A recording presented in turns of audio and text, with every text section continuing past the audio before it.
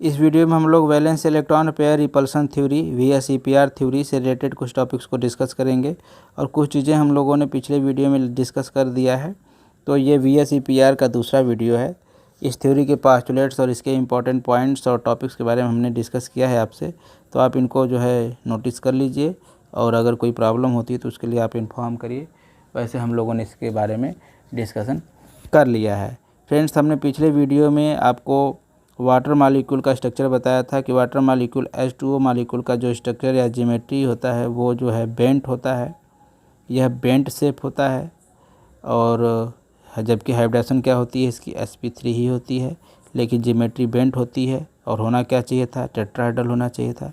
और जो अगर बॉन्ड एंगल की बात करें तो इसमें 109.5 डिग्री की जगह पे इसमें जो एंगल होता है वह 104 डिग्री का होता है, 4.5 डिग्री का होता है।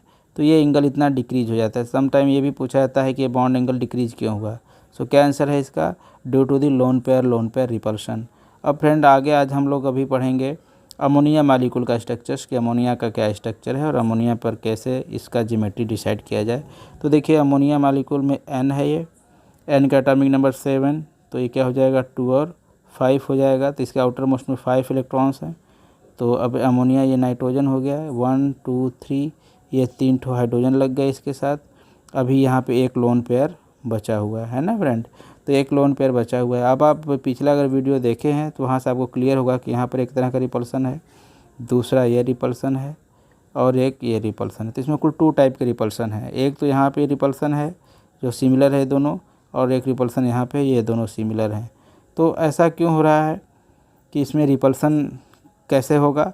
देखिए ये जो रिपल्सन है ये लोन पेयर, यहाँ पर आप लिख लीजिएगा lone pair bond pair repulsion है, ये भी lone pair bond pair repulsion है, जबकि यह बॉन्ड पेयर रिपल्सन है। तो lone pair bond pair repulsion जो होता है वो ग्रेटर हो जाता है। जब lone pair bond pair repulsion greater हो जाता है तो ये रिपल्स करता है और इस तरह से जो एंगल है वह एंगल, अब ये H को कहाँ होना चाहिए था, ये इसका स्ट्रक्चर टेट्राहेड्रल बनना चाहिए था, लेकिन यहाँ पर जो है H इस एंगल को इसको दबा देता है और एंगल रिड्यूस कर जाता है और 109.5 की जगह अभी एंगल रिड्यूस होकर कितना हो जाता है। अब इसको मैं आपको फिर से बनाता हूँ।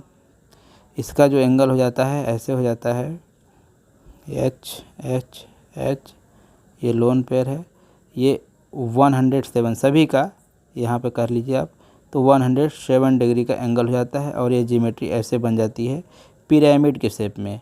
तो जो अमोनिया होता है उसका ज्योमेट्री जो होता है पिरामिडल हो जाता है और होना क्या चाहिए था, टेट्राहेड्रल होना चाहिए था। तो टेट्राहेड्रल ना होकर के पिरामिडल हो जा रहा है। तो पिरामिडल क्यों हो जा रहा है, इसका क्या जवाब है, क्योंकि lone pair bond pair repulsion यहाँ पे ग्रेटर है बॉन्ड पेयर रिपल्सन से।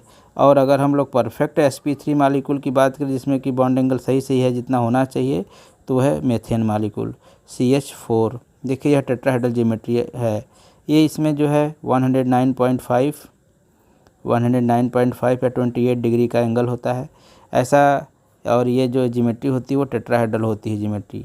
तो इसलिए हो रहा है क्योंकि यहाँ पे किसी तरह का कोई रिपल्सन नहीं है, सभी बॉन्ड पेयर हैं और बॉन्ड पेयर एक दूसरे को बॉन्ड पेयर इक्वली जो है रिपल्सन कर रहे हैं। अगर यहाँ पर भी कोई एक बाई चांस अगर कोई एक लोन पेयर होता तो रिपल्सन होता और ये ज्योमेट्री बदल जाती। तो फ्रेंड्स, अगर किसी मॉलिक्यूल के अंदर अगर कहीं लोन पेयर प्रेजेंट है तो उसकी ज्योमेट्री तो ज़रूर बदल जाएगी, इस चीज़ को आप ध्यान रखेंगे, ठीक है। अब देखिए जैसे कि कुछ स्ट्रक्चर्स हैं, अगर हम लोग बात करें कि कोई ऐसा मॉलिक्यूल है जो लीनियर है, ये लीनियर है, तो इसका जो एंगल होगा 180 होगा। ट्राइगोनल बाईपिरामिडल स्ट्रक्चर है ये। अब देखिए यहाँ पे अमोनिया मॉलिक्यूल, तो ये अमोनिया मॉलिक्यूल टेट्राहेड्रल ना होकर के बल्कि पिरामिडल है, लेकिन NH4+ जो है टेट्राहेड्रल हो जाएगा। अब इसको समझना आपके लिए ज़रूरी है। देखिए जैसे NH4+ में क्या होगा कि अब ये लोन पेयर नहीं रहा, अब यहाँ पे इलेक्ट्रॉन हो गए, यहाँ वैकेंट ऑर्बिटल हो गया ये, तो यहाँ पे रिपल्सन नहीं रह जाता है, इसलिए यह जो है NH4+ पिरामिडल होता है। आप ध्यान दीजिए मैं क्या कह रहा हूँ, NH4 जो है NH4+ अमोनियम आयन है ये, NH4+ का ज्योमेट्री या शेप क्या होता है, पिरामिडल होता है। लेकिन NH3 का कैसा होता है, NH3 का, सॉरी यार क्या बोल रहा हूँ, NH4+ का ज्योमेट्री जो होता है वो टेट्राहेड्रल होता है और जबकि NH3 का क्या होता है, पिरामिडल होता है। तो ये चीज़ आप ध्यान दीजिएगा कि NH4+ का टेट्राहेड्रल और अमोनिया का जो है NH3 का पिरामिडल होता है। ऐसा क्यों होता है, क्योंकि यहाँ N पे ऊपर लोन पेयर इलेक्ट्रॉन नहीं रह गए हैं, वो निकल चुके हैं, इसलिए ऐसा हो रहा है। तो आप इस चीज़ को भी ध्यान रखिएगा। और अगर एक दूठा और एग्जाम्पल देखते हैं, देखिए VSEPR थ्योरी से इनके स्ट्रक्चर्स को एक्सप्लेन किया जा सकता है। जैसे SO2 है, यह बेंट होता है, ठीक है। और अमोनिया मालिक्यूल को आप देखिए ट्राइगोनल बाई पिरामिडल है, ये हो गया। वाटर का बेंट हो गया। अच्छा, इसमें बड़ा इंपॉर्टेंट ये है SF4, इसका शेप होता है शीशा झूला जो झूलने वाला होता है, ये शीशा झूला। तो ये दोनों लोन पेयर है, इस वजह से ये जो है ऐसे इसको ऊपर होना चाहिए था, लेकिन लोन पेयर ने रिपल्सन करके इसको नीचे कर दिया और एक लीनियर लाइन बन गई। तो इस तरह से ये जो शीशा शेप हो जाता है। टी शेप्ड ये है ClF3, ये टी शेप्ड होता है, ये भी बहुत इंपॉर्टेंट है। स्क्वायर पिरामिडल है BrF3, ये स्क्वायर पिरामिडल होता है। और XeF4 यह स्क्वायर प्लेनर होता है।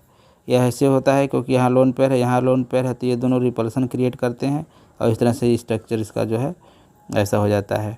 तो फ्रेंड्स, इस चीज़ को आप जो है अच्छे से इसको देखिए, दोहरा लीजिए और प्रॉपरली इसको नोट कर लीजिए। अगर कहीं कोई प्रॉब्लम हो रही तो आप उसके बारे में बात करें। देखिए, हम लोगों ने अभी अमोनिया के बारे में बात किया और हमने यहाँ पे देखिए वही चीज़ दोबारा बताया हुआ है, आप इसको देख लीजिएगा। फिर ये वाटर मालिक्यूल है, तो इस सब चीज़ों को आप अच्छे से देख लीजिएगा।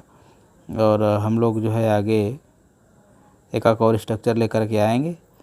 तब तक अपना ख्याल रखिए और पढ़ाई जारी रखिए। जय हिंद, जय भारत।